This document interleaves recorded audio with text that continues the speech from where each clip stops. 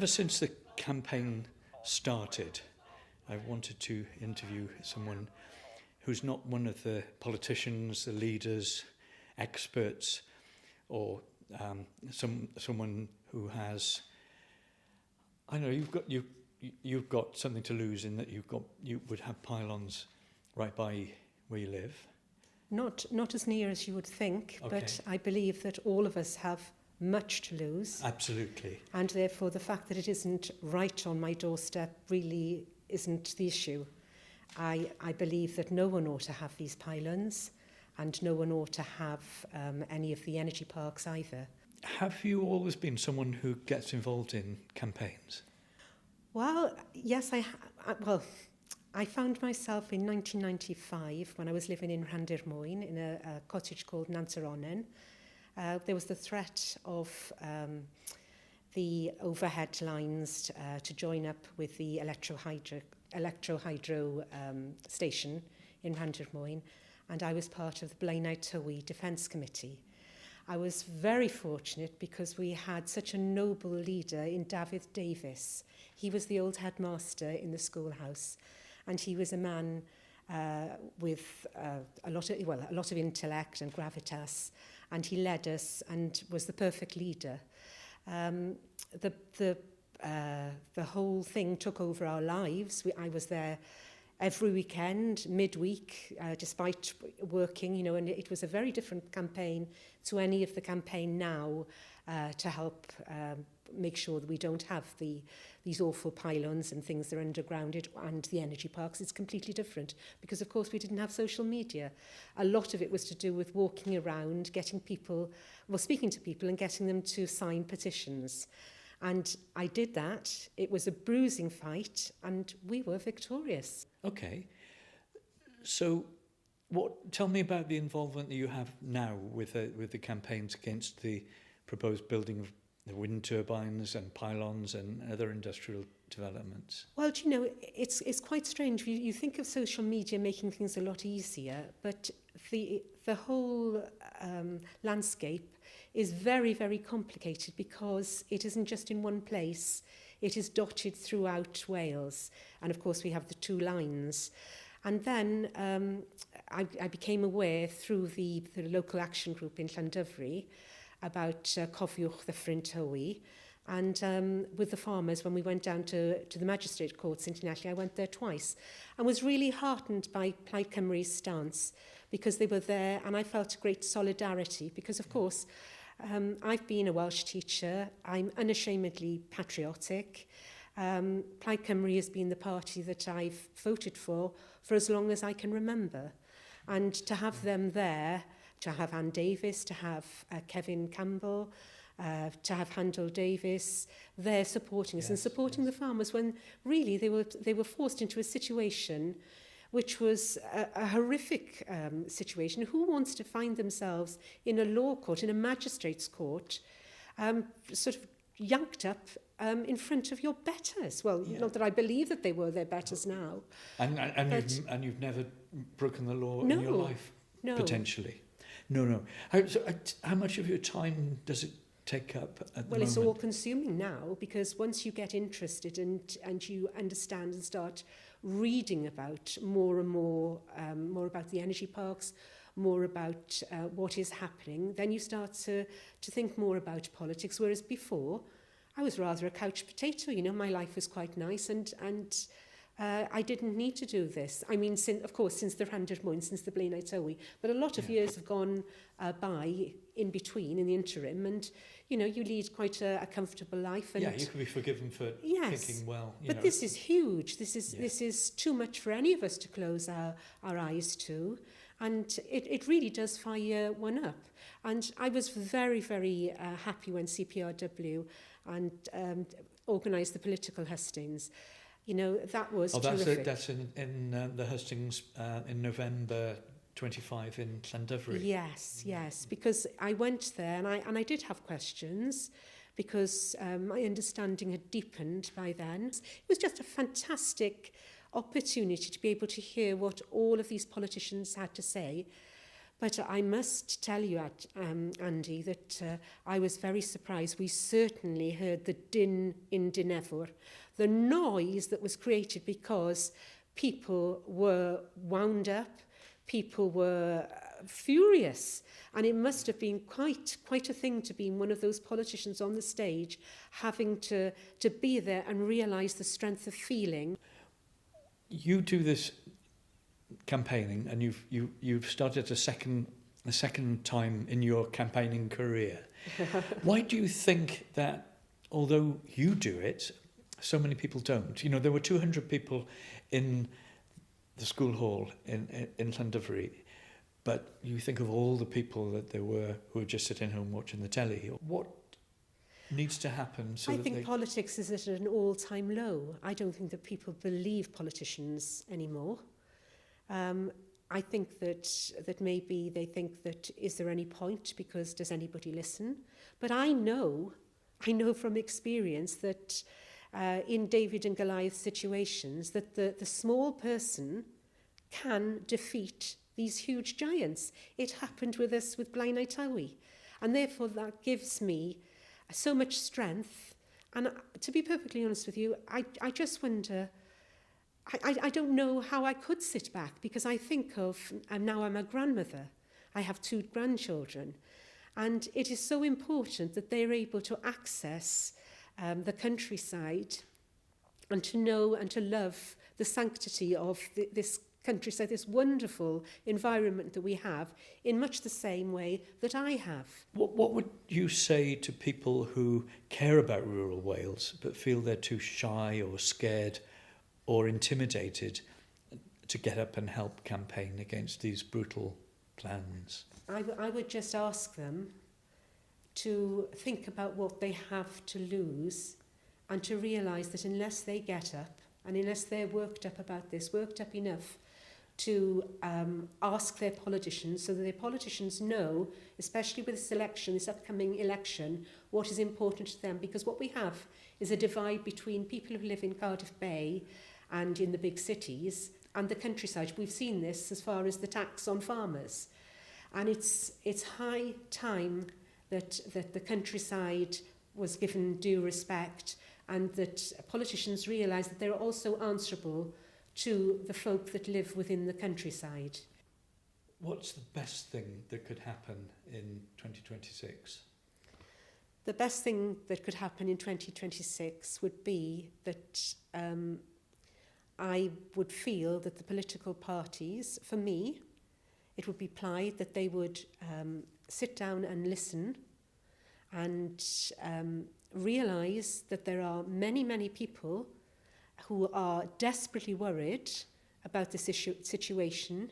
And, it's very hard to expect for people like me that have been loyal to a party to suddenly feel that party really is distancing itself from the values that I hold dear. Are you doubting that they may be I sincere? hope that I'm not. I hope that I'm not.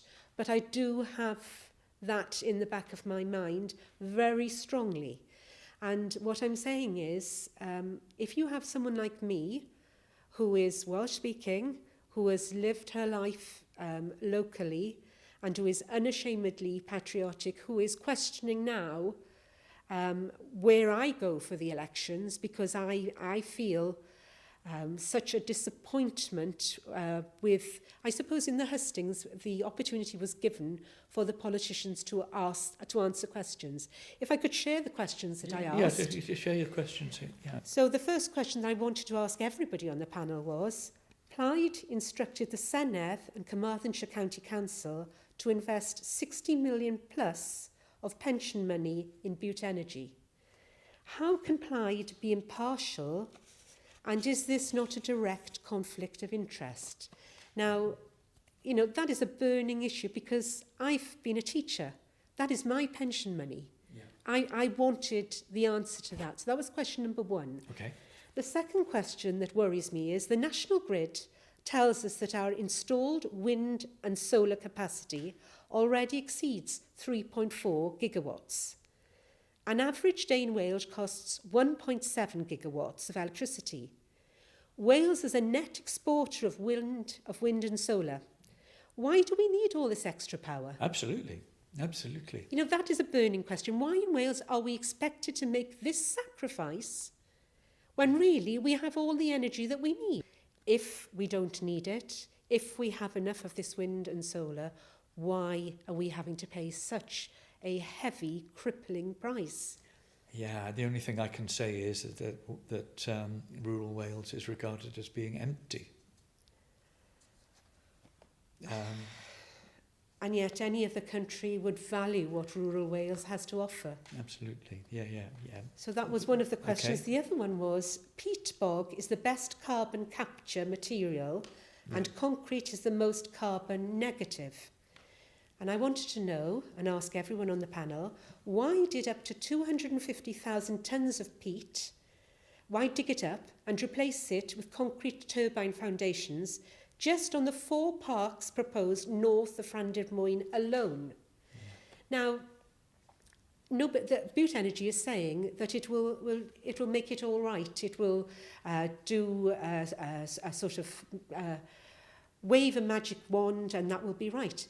You can't. Yeah, it's a silver bullet, yeah. Yes, you cannot do that with peat. Peat takes millennia to form. It takes 10,000 years, yeah. So that is an utter lie. Yeah. You know, so that was one of them. And one was, why do we need energy parks generating energy for millions of homes on our doorstep? Carmarthenshire has approximately 9,000 homes, and the whole of Wales has approximately 1.3 million homes. Yeah. The only question that I was unable to ask, and that was because all of the questions that I've just gone through were answered by Jason Barker within what he'd, his presentation. Yeah. So I didn't have a chance, and I had my hand up all the way through, and as did many other people. And the last question, I thought, no, I would be able to ask this. And of course, it was brought to a close because we'd run out of time. Yeah. So this was the one. Celtic Sea have just received approval for the largest offshore wind farm in Europe. Why do we need more onshore developments? So those are the questions. Yeah. I was bitterly disappointed not to be able to ask one, but the majority of them were answered. A question I was going to ask you about the best thing that could happen in 2026. Oh yes, I didn't answer it. What's the worst thing? If the campaigning were to fail, what could rural Wales end up being like, do you think? Well, I dread to think what it could be like because, as I've said, we are custodians. Anybody that wishes for their children and their grandchildren to live in this beautiful, sacred place and to enjoy what we enjoy and what we believe is worth fighting for, it's too evil, it's too horrible to even contemplate. Yeah, it is like something out of a terrible science fiction movie, to me. Yes. It is too awful to comprehend, and this is why we need to do our utmost to make sure that we are able to pass this on. Yeah. You wander around on a day like this with the sun shining, and you have a spiritual experience. It is the sanctity of Wales. Why do people come here? Yeah. I truly cannot understand. I cannot contemplate what we have to lose. Yeah. It is too enormous. Yeah, and you notice that people find it hard to talk to each other. Even people within a campaign find it hard to talk about what it would be like to lose and to see this destruction go ahead. Yes. And these people make so much money out of it, which is being paid for by electricity bills of us and the people we know, everyone we know. Yes. Total destruction, total ecocide, and they're not even living anywhere near. But, with our National Welsh Anthem, there is on the third verse, it talks about erchyll law brad, the destructive hand of betrayal. I truly hope that this is not what we're going to see from anybody, from any political party, because as we've said, none of us want Plaid Cymru, Labour, any of the political parties to wreak erchyll law brad upon our countryside. Where do you... We've got a few months, early 2026. Okay, what are the priorities? I think that everybody needs to be, as I've said, reading as much as possible, attending as many meetings as possible to deepen their understanding, to be able to be well informed so that they are accountable for where they put their cross in the up and coming elections. I would hate it that anybody went in to those elections and they hadn't read the information available. I think that Hands Off Wales has a duty really to as an apolitical, but to make sure that that information is out there so that people know where to get it. You know, it's not saying that Hands Off Wales has any political leaning, because that's not. It's completely apolitical. Yeah. But people need to have ease of access to these materials, because it's a game changer when you really realise the enormity of this. And we need to make sure that what happens, that the outcome is something that can be lauded by our children and our children's children, and that we're proud of it, and that it's rather than something that we bemoan, and that we are unable to face, and that it's another Tryweryn. We can't have that. Time is of the essence. We all have our little bit to play. We're only little people, but I know from experience, from the lovely experience I had with the Blaenau Tywi Defence Committee, that people count, and we just need to put that pressure on our politicians, because they need to be representing us and what we believe in, not the other way round. Tell me more about what campaigning means to you. Well, I think when we were outside Plaid Cymru, the autumn conference, I think it was very important that I wanted to remind Plaid Cymru what was important to me. And I had a series of banners, and I've got them here on your sofa so that you're able to take a shot of them. But one thing that's important to me is this verse here.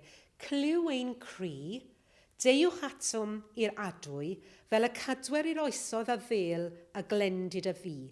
And really what that means is that we appreciate what we have, the purity, the sanctity that we have, and we're able to pass that on to the next generation. Now, we were chanting that outside the conference, and I had a banner saying, Gwynllan a roddwyd i'n gofal, that Wales is a vineyard that has been given to us into our safekeeping, and how important it is that we look after this.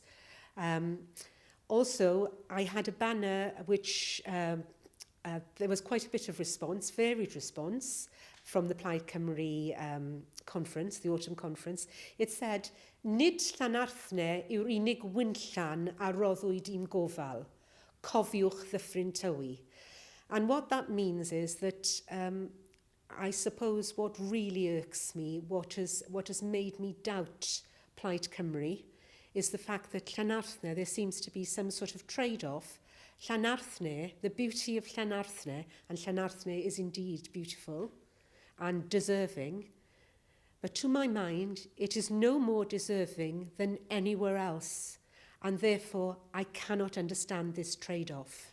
This is because Green Gen want pylons everywhere else and have agreed to underground the cables past Llanarthne. Yes. And of course I was standing there with that, and I felt I had quite a nice response to Clyw ein cri, deiwch atom i'r adwy, come near us, come together, gather, so that we were able to preserve what we hold dear. But when I was holding the Nid Llanarthne, it really did touch a raw nerve, and I felt that there was a distancing. And that's what really worries me with Plaid Cymru. It was this distancing that I felt, And I didn't feel that we were speaking the same language. I didn't feel that we had the same values, and that is, to me, is extremely worrying. I really hope it isn't the case, but it does seem, from where I am, to be the case. I don't want to have to believe that there have been political shenanigans and to the degree that we're being sold erchyll llaw brad. Watch out for this erchyll llaw brads. And I often think, you know, as a nation we enjoy singing, and one of my favourite songs happens to be O Walia, O Walia. And that is a rousing song, and it is in the ensemble of many, many choirs. How will we be able to sing with gusto and enjoy that? Those words, Tia diw fy ngwynfyd. You are my heaven, you are my peace, you are my reason d'etre. How will we be able to do that if this is allowed to go ahead? Because then we'll be hypocrites. Yes, we will be hypocrites. I just hope that everybody will go and pester as much as possible, because we have too much to lose. We really have too much to lose. Please, I implore you. So going back to when you were involved with the Blaenau Tywi Defence Committee, this is back in 1996. Tell me about that. You could read that to me if you would. Well, I'm very fortunate. Well, I don't throw much out. And I have the original David Davies statement of so it was the statement made by the chairman of the Blaenau Tywi Defence Committee at a public meeting held on the 4th of January 1996 at the Royal Oak Inn in Llandermwyn. And I won't read it all, but I'll just read a little. You will recall that a year ago, following a public meeting held here, we decided to set up the Blaenau Tywi Defence Committee to fight the proposal by Swalec to connect the proposed power station at Llynbrianne with a substation at Llandyfri by means of an overhead transmission line. And the end of the letter says, the end of the statement says, the Defence Committee's remit was to fight the overhead line. The revised scheme meets our demand. No agricultural land need be affected. No trees will be felled. No archaeological sites will be affected, and we have been spared the eyesore of overhead lines. Swalec and Welsh Water are anxious that the impression does not gain ground that there have been winners and losers in what has been a bruising fight. We were prepared to take the fight to a public inquiry, but I am grateful that recourse to an inquiry has been avoided. Let the matter rest there, but I suggest we remain in being as a defence committee and maintain our vigilance until the scheme has been completed. We have achieved our objective. I would like to thank the Defence Committee for its wholehearted support, those farmers who refused to sign way leave agreements, who terminated such agreements. Their courage and support was crucial to our success. Thanks also to all those who encouraged us to sustain the fight by their letters and financial support, not forgetting the hundreds of well-wishers who signed our petitions. We have no wish to gloat over our success, but we have the right to rejoice in a decision that affects not only us and the thousands who are attracted to the natural beauty of the Upper Tywi Valley. It is a decision which will be lauded by our children and our children's children for generations to come, and it is signed by none other than my hero, David Davies. That's fantastic, and wouldn't it be just wonderful if history could repeat itself? This is what we need. So I implore you, think about it, think what you have to lose. Yeah. You have what it takes to make the difference. Hands off Wales! Hands off Wales! Hands off Wales! Hands off Wales!